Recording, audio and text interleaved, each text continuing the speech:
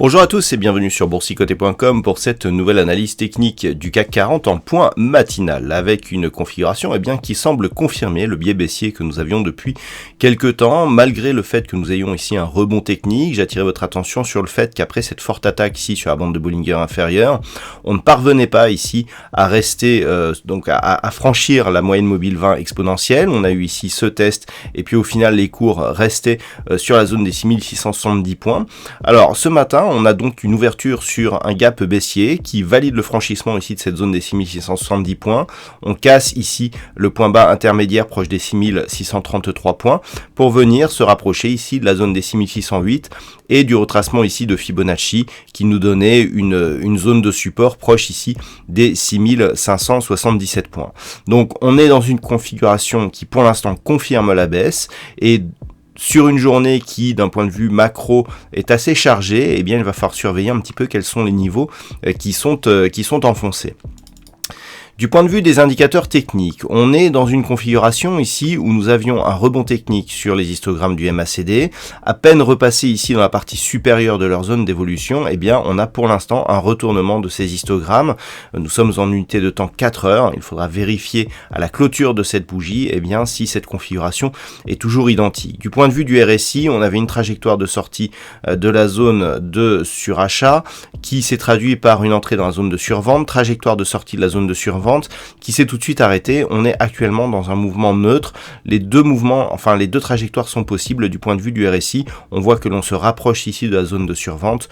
Donc pour l'instant, c'est neutre, mais le biais haussier ici de dynamique de sortie de la zone de survente est toujours prioritaire. On peut reprendre le rebond technique selon cet indicateur.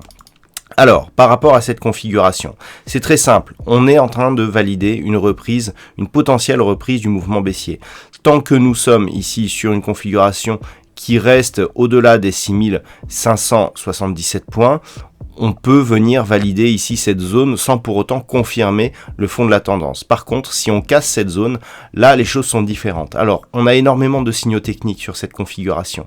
Déjà, regardez, on a ici un gap haussier, on a ici un gap baissier, on a ici une zone qui oscille, mais avec très peu de volatilité. Alors, c'est entre le diamant et l'îlot de renversement que ce que l'on a, mais on est plus proche ici d'un îlot de renversement, avec donc gap d'entrée, gap de sortie sur des niveaux qui sont relativement proches. Si on valide ici, à l'image de cette bougie, si on valide une bougie avec énormément de conviction, par exemple si on revient directement ici sur cette zone, là clairement on sera sur un mouvement qui sera baissier et qui pourra donc menacer ce niveau de support.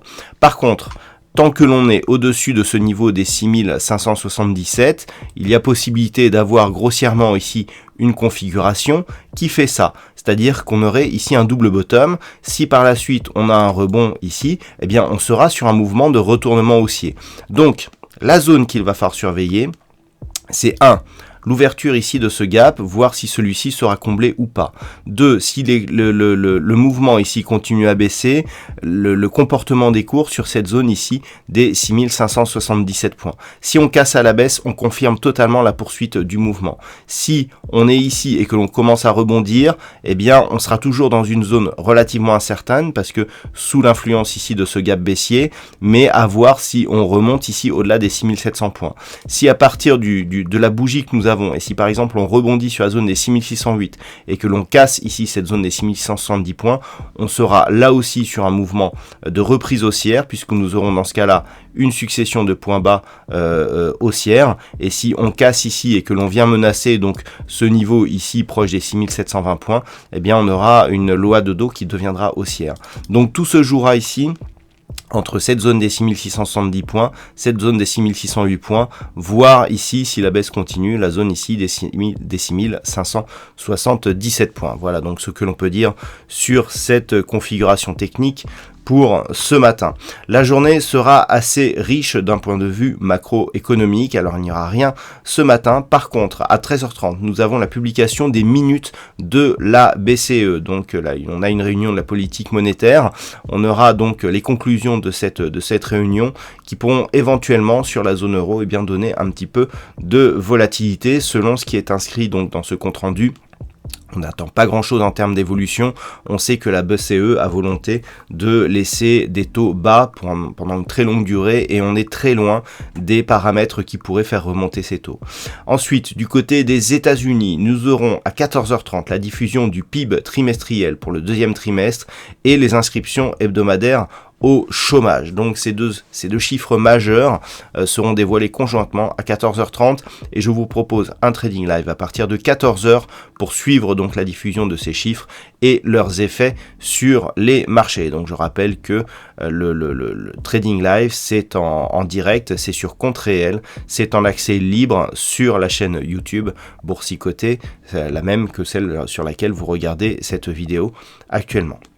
Voilà donc ce que l'on peut dire pour cette séance. Je vous souhaite donc une très bonne journée. On se retrouve donc cet après-midi pour le Trading Live ou dès ce soir pour toutes les autres analyses techniques du site boursicoté.com.